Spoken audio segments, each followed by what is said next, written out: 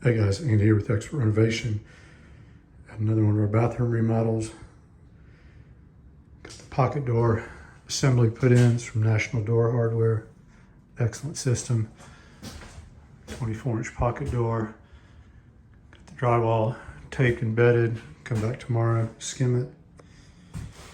Complete plumbing rework, all PEX. Took out all the old CPVC, copper. 60-inch American Standard tub.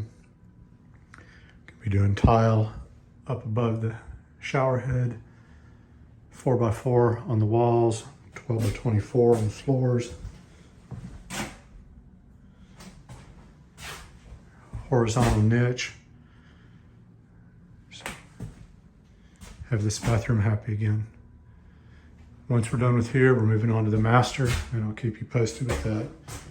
We're going to be covering this wall with vertical shiplap, so we've just taped the rework on the drywall. Thanks for watching, and don't forget to subscribe.